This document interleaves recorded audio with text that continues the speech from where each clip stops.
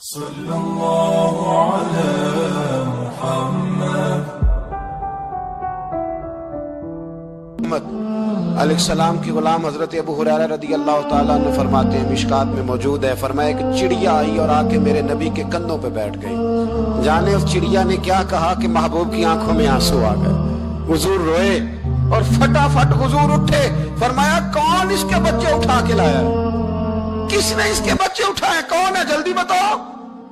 حضرت ابو ہریرہ کہتے ہیں کہ صحابی ہے کہ یا رسول اللہ مجھے ذرا پسند آ گئے تھے تو میں اٹھا لایا ہوں۔ حضور نے فرمایا اسے واپس کر دے، ورنہ یہ میری بارگاہ میں شکایت کر رہی ہے تو قیامت میں بھی تیری شکایت کرے، اور جا وہیں رکھ کے آ جہاں سے تو اٹھا کر کے لایا تھا۔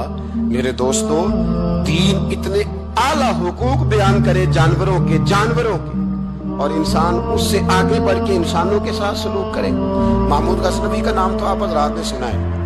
محمود غزنوی کے جو باپ تھے ان کا نام تھا سبکتگین۔ سبکتگین ایک آدمی کے غلام تھے، مزدوری کرتے تھے، کسی کے یہاں ملازم تھے، شکار کے بڑے شوقین تھے۔ فرماتے ہیں کہ میں تنخواہ تھوڑی کم لیتا تھا اپنے آقا سے، اور اسے کہتا تھا کہ ہفتے میں ایک چھٹی مجھے ضرور دینی ہے، میں نے شکار کھیلنا۔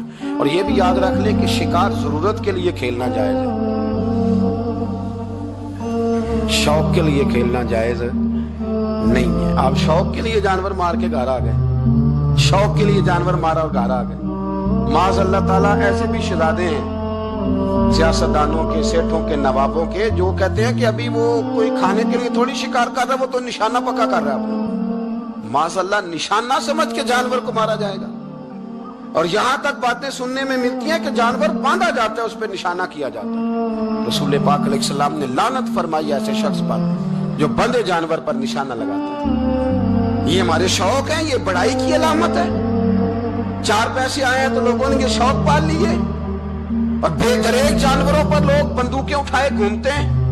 سنو، سبکتگین کہتے ہیں میں شکار کا شوقین تھا، لیکن ضرورت کے لیے شکار کرتا تھا، ہفتے میں شکار مار کے لاتا تھا، پھر پورا ہفتہ ہمارے گھر والے اسی کو کھایا کرتے تھے۔ فرماتے ہیں کہ میں تنخواہ تھوڑی لیتا تھا اپنے آقا سے، محمود غزنوی کے والد سبکتگین، کہ میں بھئی ہفتے میں ایک دن شکار کرنے جاؤں گا۔ کہتے ایک دن میں جنگل میں شکار کرنے گیا تو کچھ جانور کم نظر آئے، صبح سے لے کر میں گھومنے لگا، عصر کا وقت ہو گیا، کوئی شکار نہ ملا۔ اب میرے دل کے اندر یہ ڈر تھا کہ اگر مغرب مجھے یہیں ہو گئی تو مجھے کوئی درندہ، کوئی جانور پریشان کرے گا۔ اسی پریشانی کے عالم میں میں دائیں بائیں دیکھ رہا تھا کہ ہرنی کا ایک بچہ مجھے نظر آیا۔ میں نے جھٹ سے وہ ہرنی کا بچہ ہی اٹھا لیا کہ آج یہی شکار کروں گا۔ کہتے ہیں میں نے اسے گھوڑے کے آگے رکھا، اپنے آگے گردن کی جانب، اور میں نے گھوڑے کی لگامیں اس تیزی سے گھمائی کہ سر پٹ گھوڑا دوڑایا، تاکہ مغرب سے قبل میں شہر میں پہنچ جاؤں، یہ جنگل کا علاقہ گزر جائے۔ کہتے ہیں میں بڑی گرمی تھی، بڑی پیاس لگی، پر پانی نہ پیا نہ گھوڑے کو پلایا، سر پٹ دوڑایا اس ڈر سے کہ کہیں ایسا نہ ہو کہ میں جنگل میں مجھے شام ہو جائے۔ کہتے ہیں جب میں شہر سے باہر پہنچ گیا تو مغرب کا وقت بھی شروع ہو گیا۔ کہتے ہیں ابھی میں پہنچا ہی تھا، میں نے وہاں گھوڑے کو روکا، خود بھی پانی پیا، جانور کو بھی پلایا۔ کہتے ہیں ذرا میں نے آنکھ اٹھا کے دیکھا تو جس ہرنی کا میں بچہ لایا تھا وہ بھی دوڑتی ہوئی میرے پیچھے آ گئی۔ کہتے ہیں وہ پیچھے میرے کھڑی ہے، پتہ نہیں کہاں سے بیچاری دوڑی، میرا تو گھوڑا تھا اور میں نے تو سانس بھی نہیں لیا۔ 1.5 گھنٹہ 2 گھنٹے میں بھگاتا لایا اس جلدی میں کہ باہر آنا ہے۔ کہتے ہیں پلٹ کے دیکھا تو اس کی سانس پھولی ہوئی ہرنی کی، اور للچائی نظروں سے مجھے دیکھ رہی ہے۔ دل کے ایک کونے سے آواز آئی کہ آج تو 2 شکار ہو گئے، بچہ تو پکڑا ہی، اس کی ماں کو بھی قابو کرتا ہوں تاکہ ڈبل شکار ہاتھ آئے گا۔ کہتے ہیں پھر اندر سے میرا درد بولا، اندر سے میرا رحم بولا کہ ایک ماں اپنا بچہ لینے آئی ہے، اور اس طرح تو اسے تکلیف نہیں دی جا سکتی کہ اسے بلیک میل کر کے ماں کو بھی رکھ لیا جائے۔ کہتے ہیں جب میں نے اس ہرنی کی طرف دیکھا تو اس کی نظروں میں سوال تھا، اس کی نظروں کے اندر سوال تھا، کچھ مانگ رہی تھی۔ کہتے ہیں میں نے اس بچے کی پشت پر ہاتھ پھیرا، پھر میں نے بچہ چھوڑ دیا۔ کہتے اس نے پہلے بچے کو بازوؤں میں لیا، پھر اپنی زبان سے اپنا بچہ چاٹنے لگی۔ کہتے ہیں پھر وہ جب جنگل کی طرف جانے لگی تو ایک دفعہ اس نے میری طرف دیکھا، دوسری دفعہ اس نے آسمان کی طرف دیکھا۔ زندگی میں مجھے اتنا سکون کبھی نہیں آیا تھا جتنا آج آیا۔ کہتے ہیں میں گھر گیا، عشاء کی نماز پڑھی، बावुजू मैं बिस्तर पे लेट गया, लोगों मेरे नसीब देखो, मुझे मदीने वाले महबूब का दीदार नसीब हुआ। रसूल करीम अलैहिस्सलाम मेरी ख्वाब में आए, मैं रोने लगा, घर महक उठा, फूल खिलने लगे, खुशबुएं बिखरने लगी। कहते महबूब करीम तशरीफ लाए, और क्या खूबसूरत जुमला है। महबूब फरमाने लगे, ओ सुबकुतकीन, अगर तुझे बादशाह बना दिया जाए तो इंसानों के साथ भी इसी तरह रहम करेगा ना जिस तरह आज हरनी के साथ किया है। अगर तुझे बादशाह बनाया जाए तो रवैया यही रखेगा या बदल जाएगा? कहता मैं रो पड़ा। मैंने कहा यार सुल्ला, मैं तो गुलाम बनने के भी काबिल नहीं, तो बादशाह कैसे बनूंगा? फरमाया तेरी आज की अदा बड़ी पसंद आई है, अर्श के मालिक ने तुझे बादशाह बनाने का फैसला कर लिया। तेरी ये अदा बड़ी भाई है, बड़ी पसंद आई। फरमाते एक हरनी के बच्चे पे रहम खाया था, रब करीम ने मुझे बादशाही अता फरमा दी।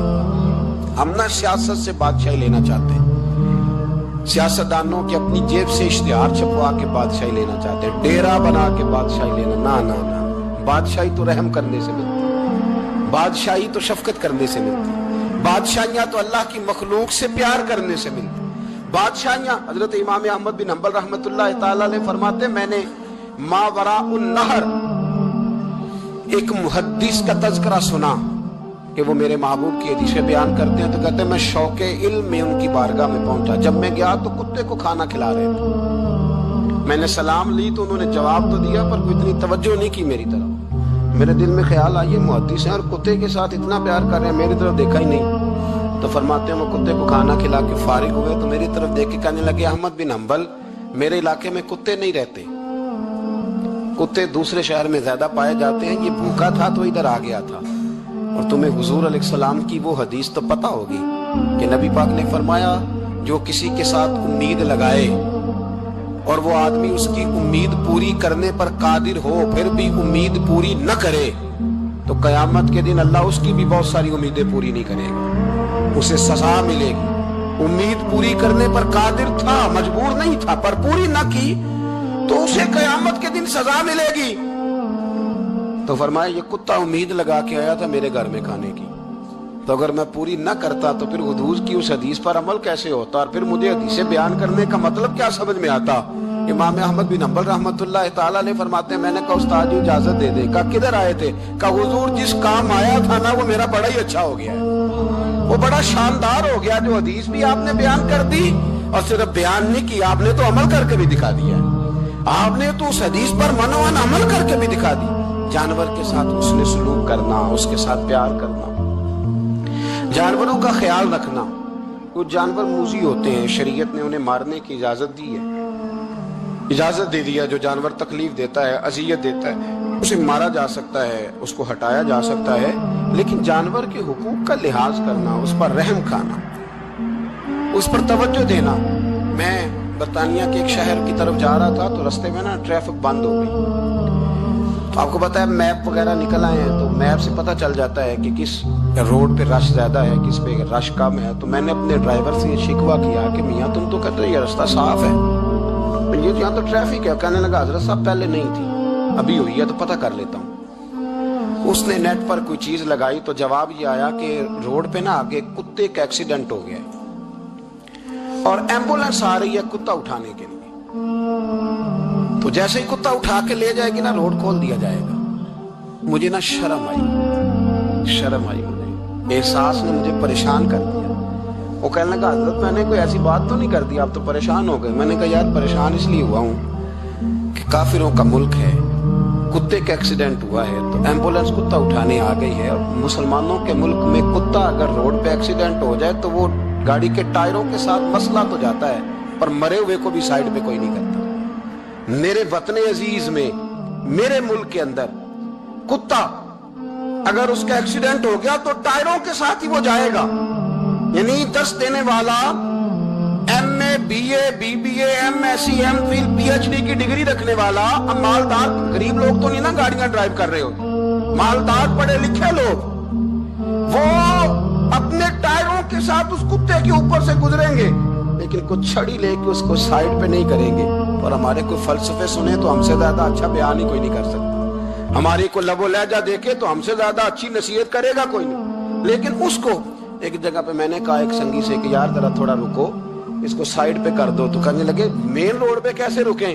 تو میں نے کہا ہیلمٹ گر جائے تو فٹافٹ رک جاتے ہو. تھیلا گر جائے نا کبھی سامان والا تو یوں کر کے گاڑیاں بلاک کر دیتے ہو, اگرچہ وہ 150 روپے کا مال کیوں نہ ہو, خاطر نہیں نیچے اتر سکتے. اس کو تھوڑا سا ہٹایا نہیں جا سکتا. لیکن ہمارے رویے ہیں, ہمارا مزاج ہے, ہم ان چیزوں کو سمجھتے نہیں. امیر ملت, اور اگر میں کہوں بانی پاکستان تو میں ٹھیک کہوں گا. بانی لارڈ تھا ایک اس وقت انگریزوں کا بڑا, پیر جماعت علی شاہ صاحب محدث علی پوری بھی پاکستان کی تحریک چلا رہے تھے اور قائد اعظم بھی چلا رہے تھے. تو لارڈ نے قائد اعظم سے کہا تھا کہ قائد اعظم مجھے تیری سیاست سے اتنا ڈر نہیں آتا جتنا جماعت علی شاہ کے دین سے ڈر آتا ہے. اتنا مجھے, میں آن دی ریکارڈ بات کر رہا ہوں ذمہ داری کے ساتھ, کہ تیری سیاست سے میں اتنا نہیں ڈرتا جتنا جماعت علی شاہ کے دین سے ڈرتا ہوں. اس لیے کہ یہ جب دین کا نام لے کے پاکستان کی بات کرتا ہے تو لوگوں پہ جادو داری کر دیتا ہے. اس لیے میں تیری سیاست سے زیادہ اس کے دین سے ڈرتا ہوں. امیر ملت پیر جماعت علی شاہ صاحب, ان کو ابو العرب بھی کہا جاتا. ان زمانوں میں عرب میں غربت آئی تو یہاں سے ہندوستان سے چندے اکٹھے کر کر کے پیر جماعت علی شاہ صاحب لے جایا کرتے. مدینہ شریف میں آج بھی جماعت منزل موجود ہے. پیر صاحب کی اپنی رہائش تھی. امیر ملت پیر جماعت علی شاہ صاحب نے مدینے میں گزر رہے تھے تو بڑے بڑے مرید ساتھ تھے. اس زمانے میں لوگ ہاتھوں میں چھڑی رکھا کرتے تھے, جانور اکثر ہوتے تھے تو چھڑیاں ہاتھوں میں ہوتی تھی. تو پیر صاحب گزر رہے تھے, بوڑھے آدمی تھے, مرید ساتھ تھے, تو ایک کتا دوڑا دوڑا آ گیا. جب وہ پیر صاحب کے قریب سے گزرنے لگا تو ایک مرید نے نہ کتے کی ٹانگ پہ ڈنڈا مارا, پیچھے ہٹ جا, کپڑوں کو نہ لگ جانا. کتا چونکنے لگا, رونے لگا, اور جب بھاگا نا تو لوگ کہتے ہیں ہم نے عجیب منظر دیکھا. 100 سال کے پیر جماعت علی شاہ صاحب پگڑی ہاتھ میں پکڑی اور کتے کے پیچھے بھاگنا شروع کر دیا. دوڑ کے کتے کو اٹھا کے لائے اور یوں اس کو سینے سے لگایا. پھر پیر صاحب نا اس کتے کو اپنی رہائش گاہ پہ لے گئے. پھر اپنی پگڑی کھول کے نا تو اس کی پٹی کی, پھر دودھ کا پیالہ اس کے آگے رکھا. کتے نے دودھ پی لیا تو پیر جماعت علی شاہ صاحب نے ہاتھ باندھے, کہنے لگے مدینے کے کتے نبی پاک کی بارگاہ میں میری شکایت نہ کر دینا, حضور کی بارگاہ میں شکایت نہ کرنا کہ یا رسول اللہ یہ آتے ہیں حاضری دینے اور ہمیں تکلیف دیتے ہیں, میری شکایت نہ کرنا مصطفیٰ کریم کی بارگاہ میں. میں نے نہیں اسے کہا تھا, اس سے بھول ہو گئی, میں معافی مانگتا ہوں. میرے عزیزو, وہاں درد تھا, وہاں سوز تھا, وہاں پیار تھا, وہاں محبت تھی. لیکن ہمارے رویے انسانوں کے حق میں تو کیا, جانوروں کے حق میں سخت سے سخت تر ہوتے جا رہے ہیں. ہم نے اپنے شوق سے جانور لڑانے شروع کر دیے, کبوتر اڑانے شروع کر دیے. تباہی پر تباہی کا ماحول ہم فراہم کرتے جا رہے ہیں. ان سے پیار کریں, ان کو آسانی دینے کی کوشش کریں, انہیں قید نہ کریں, انہیں رہا کریں. ان پر وہ والی نظر کریں جو میرے رسول رحمت علیہ السلام نے ہمیں سکھائی ہے. ان پر زیادہ بوجھ نہ ڈالیں. آپ تو اس خوبصورت دین کے ماننے والے ہیں جس دین کے رسول نے چھوٹی چھوٹی چیزوں کی بابت سمجھداری کا مظاہرہ کرنے کا حکم دیا. جانوروں نے تو میرے نبی پاک کی غلامی بڑی کی ہے. پتہ ہے جانور حضور سے بڑا پیار کرتے تھے, بڑا پیار کرتے تھے. حضور کا ایک گدھا تھا جس کو دراز گوش کہا جاتا ہے, اس کے لمبے لمبے کان تھے تو دراز گوش شریف. حضور کسی کو بلانے بھیجتے تھے تو صحابی کے دروازے پہ جا کے سر مارا کرتا تھا, اور صحابہ کہتے جب منہ سے دیکھتے تو سمجھ آتا تھی نبی پاک نے بلایا ہے. حضور کی ایک اونٹنی تھی نبی پاک علیہ السلام. تو میرے مصطفیٰ کریم علیہ السلام آواز دیتے تھے تو بیٹھ جاتی تھی, بلاتے تھے تو آ جاتی تھی. حضور کا وصال ہوا تو سیدہ فاطمہ کے دروازے پہ جا کے بیٹھ گئی, اور جب تک نہیں اٹھی جب تک اس اونٹنی کی روح پرواز نہیں کر گئی. میرے نبی پاک علیہ السلام کے ساتھ تو یہ ایک بکری سیدہ عائشہ کہتی ہم نے گھر میں رکھی ہوئی تھی, تو وہ بکری اٹھتی بھی تھی, آتی جاتی بھی تھی, کبھی کبھی آواز بھی نکالتی تھی, پر جتنی دیر نبی پاک گھر میں رہتے تھے وہ ادب کے ساتھ چپ رہتی تھی. وہ آواز نہیں نکالتی تھی, کوئی حرکت نہیں کرتی تھی, وہ خاموش رہتی تھی, مصطفیٰ کریم کا ادب کرتی تھی. جانوروں سے حضور نے پیار کیا, جانوروں نے میرے نبی کا ادب کیا. غار ثور میں سب سے زیادہ جس کان نے کافروں کی آنکھوں پہ پٹی باندھی وہ کبوتری کے انڈے ہی تو تھے, وہ کبوتری کے انڈے ہی تو تھے. اس نے آ کے جالا, وہی فوری طور پر آ کے مکڑی نے جالا بنا, اس کے اندر کبوتری نے انڈے دیے. اور جب ابو جہل کہنے لگا نا اندر گھسو, دیکھو اندر جا کے غار کے, تو اس کے اپنے لوگ اسے کہنے لگے تو پاگل ہو گیا ہے. اگر کل یہاں سے کوئی گزرا ہوتا تو یہ جالا جو تھا یہ ٹوٹا ہوا ہوتا, یہ انڈے گرے ہوئے ہوتے. پتہ نہیں کب سے کوئی اندر نہیں گیا, تبھی تو یہاں जाला तना हुआ है मकड़ी ने, तभी तो यहाँ अंडे हैं।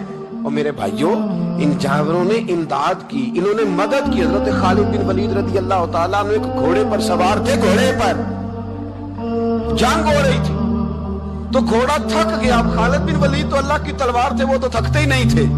घोड़ा थक गया, अब दूसरी सवारी दूर थी तो जनाब खालिद बिन वलीद घोड़े के कान में कहने लगे, अगर तूने आज मेरा साथ ना दिया तो मैं क़यामत के दिन अल्लाह की बारगाह में तेरी शिकायत करूंगा कि अल्लाह इसने मेरा जिहाद में साथ ही नहीं दिया। जनाब खालिद बिन वलीद के साथ वाले कहते हैं, क्या कान में आपने कहा? कि घोड़ा इतना भागता था कि पीछे मुड़ता ही नहीं था, वो सरपट दौड़ता था, सरपट दौड़ता था। जनाब खालिद बिन वलीद ने वो जंग जब फतह की तो लोगों ने कहा, हुजूर बड़ा कमाल किया। फरमाने लगे, आधा मेरा है, आधा मेरे घोड़े का है, ये शरीक है इस जिहाद में बराबर का, इसने ताउन किया है। तो ये मखलूक अल्लाह की तो शामिल हाल रही, इन्होंने तो इमदाद करी मेरे भाई। और हमारे रवैये इनके बारे में इतने सख्त हो गए, इतने जबरदस्त हो गए। देखो ना, मैं उस मुल्क में, उस वतन की बात करता हूँ जो दीन के नाम पे बना है और जहाँ घोड़ों को अब नचाया जाने लगा है। अब घोड़े नचाने के लिए पैदा किए गए। मैं बता चुका हूँ कि ये तो सवारियों का जानवर था, उसको नचाया जाता है। ये चौधरी होने की अलावा, ये मालदार होने की अलावा, ये सेठ के बच्चे की शादी हो तो घोड़े नचाए जाए। ये मलंग तलंग जो मेले ठेले करते हैं, जब बापे का उर्स लगेगा तो घोड़ा नचाया जाएगा। ये जानवर इसलिए, ये खराफात है सारी, ये दीन के मुतरादिफ हैं। इन बातों को समझे, इन पर अमल करें। ये सारा हमारे दीन का निसाब है। क्योंकि ये मजमून थोड़े खुश्क होते हैं ना, इसलिए हमारे यहाँ बयान नहीं होते। लेकिन इनकी जरूरत बड़ी सख्त है, इनकी हाजत है। इन मसाइल पर जरूर हमें तवज्जो करनी चाहिए। पूरे बाब हैं कुतुबे हदीस के अंदर। मैं भी वही बात कर सकता था जो पिछले साल मैंने इस महीने में की थी। हर महीने के उन्वानात समझ में आते हैं, वो तैयार पड़े होते हैं, वो बयान करने मुश्किल नहीं होते। लेकिन कभी कभी दिल से ये आवाज उठती है कि जो बातें नहीं है पता, उनका भी तो पता होना चाहिए ना मेरे भाई। हो सकता है, मुमकिन है किसी आदमी के दिल में कोई बात बैठ जाए और मुमकिन है वो किसी को समझाने में, आगे बताने में, फॉरवर्ड करने, वैसे भी अच्छी बातें भी आप फॉरवर्ड करनी शुरू करें। बात आ गई है तो मैं चलो कर देता हूँ। कोई जरूरी बात है कि हमने अपनी सियासी पार्टी का ही दिफा करना है और मुखालिफ की गीबत ही हर वक्त करनी है? मसलन क्या हो जाएगा इससे? क्या इनकलाब हमने कर लिया है? क्या हमने हक बात कहें, जहाँ जरूरत हो वहां करें, लेकिन सोशल मीडिया अगर हमारे हाथों में है तो तबाही के लिए तो नहीं ना आया। यहाँ अच्छी फोटो लगा के, एक फोटो इधर से खींच के लगा लो, एक इधर से खींच के लगा लो, एक इधर से। अब तो मैं परेशान हो जाता हूँ। अब आप जब किसी के काबू आ गए तो वो मतलब आपसे सबसे पहले मुतालबा ये करेगा कि अब्बे के साथ भी फोटो लेनी है, दादा के साथ भी लेनी है, मामू के साथ भी लेनी है, चाचा के साथ भी लेनी है, बच्चों के साथ भी लेनी है, एक दाएं से लेनी है, एक बाएं से। इस काम के लिए कुफर के सामने दीन का पैगाम पहुंचाने का मौसर जरिया है नबी पाक की हदीसों को इंग्लिश में ट्रांसलेट करके आगे फॉरवर्ड करें। जो डच जानते हैं वो उस जबान में बात आगे पहुंचाएं। जो लोग जो है वो फारसी से मुताल्लिका है वो उन चीजों को आगे, ये तो आपके पास एक बड़ा मुनासिब जरिया है। वहां आप जो है वो फनी वीडियो आगे भेज रहे हैं, वहां आप गलत चीजों को आगे पहुंचा रहे हैं। आप किस काम में लोगों को आगे शरीक हो रहे हैं? और मतलब कई दफा तकलीफ होती है, उस पर लिखा हुआ है फनी मौलवी, यानी मौलवी भी फनी होता है, यानी ये भी काम होगा। अब हर काम हम वो वाला लेंगे जिसमें थोड़ी देर के लिए लोग जो है वो मजाक करेंगे। खुदारा, हम संजीदा कौम है, हमें संजीदा बात करनी चाहिए। आपके सामने, आपके हाथ में दीन आया है। और फिर मैं एक बात बड़ी तकलीफ से कहता हूँ, मैंने कई दफा की, आज फिर कहता हूँ, वो हालैंड ने माज़अल्लाह हुजूर के खाके शाया करने का ऐलान किया था ना जी, फिर उस पर एहतजाज हुआ। हाँ ना तो करे ना। हर आदमी ने ना अपने सोशल मीडिया पेज पे जगह दी कि जी गुस्ताखी हो रही है जी, निकल आए गवर्नमेंट, ये कर दें वो कर दें। हमने भी किया, करना चाहिए, पैगाम देना चाहिए। लेकिन वो खाके शाया करने वाले दो लोग थे, एक मवाद फराम करता था, कैलिडोन उसका नाम था, और एक ये था जो खाके बनाता था। तो ये जो खाके तहकीक करता था ना, माज़अल्लाह, उसने इस्लाम के खिलाफ 2 किताबें भी माज़अल्लाह लिखी हैं। अब वो बंदा ना ये 1.5-2 हफ्ते हुए कलमा पढ़ के मुसलमान हो गया, और आपके सारे कौमी अखबारात ने खबर ब्रेक की, तमाम ने, दुनिया में, एक्सप्रेस में, हर अखबार में खबर आई। पढ़ी आप लोगों ने भी? जिन्हें पढ़ी हाथ खड़ा करें। माशाल्लाह, इतने लोग गवाह हैं, ये सब ने पढ़ी है। مجھے بتائیں کہ جب انہوں نے گستاخی شائع کی تھی تو شور ہوا تھا، تو کلمہ پڑھا تھا تو اب بھی شور ہونا چاہیے تھا نا، بولیں؟ لیکن شور تو ہوتا ہے منفی بات کا، مثبت بات کا تو شور ہم کرتے نہیں، یہ تو ہمارے حق ہے بھائی۔ وہ بھی لینا چاہیے تھا ہمیں اخبارات سے، وہ بھی ہر پیج پر ہونا چاہیے تھا، اس کی بھی فوٹو لگا لینی چاہیے۔ باقی تو ہم بڑی ایڈٹ کرتے ہیں نا، کسی کو کتا بناتے ہیں، کسی کو کچھ بناتے ہیں، تو اس پر بھی تھوڑی تعریف ہونی چاہیے تھی تاکہ مسلمان اس کا بھی ذکر کرتے، اس کی حوصلہ افزائی ہوتی۔ کیا مؤلفۃ القلوب دین کا حصہ نہیں کہ کوئی نیا کلمہ پڑھے تو اسے مال دو تاکہ اس کا دل مضبوط ہو؟ تو کلمہ پڑھا تھا تو چاہیے تھا نا کہ ہم اس کے دل کو مضبوط کرتے۔ ہم یہ پیغام آگے کرتے کہ ہمیں بڑی خوشی ہوئی، وہ کہتے ہیں میں تو حضور کے مخالف تحقیق کرنے نکلا تھا پر ان کو پڑھتے پڑھتے ان کا غلام بن گیا، اور اس نے باقاعدہ معافی مانگی ہے، باقاعدہ معافی مانگی ہے کہ میں اپنے پچھلے رویے سے اللہ کی بارگاہ میں بھی شرمندہ ہوں، نبی پاک کی بارگاہ میں بھی شرمندہ ہوں، مسلمانوں سے بھی معافی مانگتا ہوں۔ اس نے باقاعدہ معافی مانگی ہے، لیکن جو کہ بات تھی مثبت ہے، بات تھی خوشخبری والی، اور ہم دیتے ہیں مایوسی والی خبر۔ ہم بریک وہ خبر کرتے ہیں جس میں کوئی ٹینشن پیدا ہوتی ہے، ٹینشن۔ میں ابھی حیدرآباد میں تھا، پولیس والا اپنی گاڑی میں بیٹھا تھا، ہم اپنی گاڑی میں تھے، ایک ایڈریس پوچھنا تھا، رستہ پوچھنا تھا، مطلب عام ایک جگہ پہ عام آدمی سے ہم نے گاڑی میں بیٹھے بیٹھے ایڈریس پوچھا تھا، تو اس نے کہا تھا اتر کے آئے، آپ نے پوچھنا نا تو اتر کے آئے، تو ٹھیک بات کی، ہمیں غصہ نہیں آیا۔ میں نے اس سے پولیس والے سے السلام علیکم کے بعد کا ایڈریس پوچھنا تو وہ گاڑی سے اتر کے آیا، اس نے ہم سے سلام لی اور اس نے بڑی تفصیل کے ساتھ ہمیں پتہ بتایا، کام تو ہمارا تھا نا، وہ تو اپنی جگہ پہ کھڑے تھے۔ میرے بھائی آپ مثبت باتوں کو کیوں نہیں بیان کرتے؟ کیا پاکستان میں سارا دن غلط کام ہی ہوتے ہیں، صحیح کام ہوتا ہی کوئی نہیں؟ وہ صحیح کام کو ڈسکس کون کرے؟ خیر والی بات کون بیان کرے؟ اچھائی کا ذکر کون کرے؟ محبت کی بات کون کرے گا؟ میرے مفتی صاحب ہیں، دوست ہیں، پیار والے، انہوں نے مجھے ٹیلی فون کیا کہ ختم ہے، ٹائم چاہیے، تو میں نے ان سے کہا کہ میری نا ریکارڈنگ ہے، اس دن ٹی وی پر ایک پروگرام میں نے ریکارڈ کر کے دینا ہے۔ اب سوچے دو ہے نا، وہ یہ بھی کہہ سکتے تھے کہ اچھا تسی امیر ہو گئے، یہ بھی بات ہو سکتی تھی نا، لیکن مفتی صاحب مجھ سے کہنے لگے کہ ختم 20 لوگوں تک پیغام جائے گا، اور جب وہ آپ ریکارڈنگ کریں گے تو ہماری جماعت کی ترجمانی لاکھوں لوگوں تک جائے گی۔ تو ہم جو چاہتے ہیں کہ زیادہ لوگوں تک پیغام پہنچے، ہم ختم شریف پڑھ لیں گے، آپ مہربانی کریں وہ کام آپ کریں، یہ خیر کی بات ہے نا، لیکن مثبت باتوں کی طرف ہماری توجہ جاتی، انہوں نے کہا بڑا کام کرے کوئی حرج نہیں، یہ تو کام چلتے رہتے ہیں، ہوتے رہتے ہیں، یہ ہو جائے، مثبت کام پر اپنی توجہ کریں، جانور کے ساتھ پیار کریں، اچھے طریقے سے پیش آنے کی کوشش کریں۔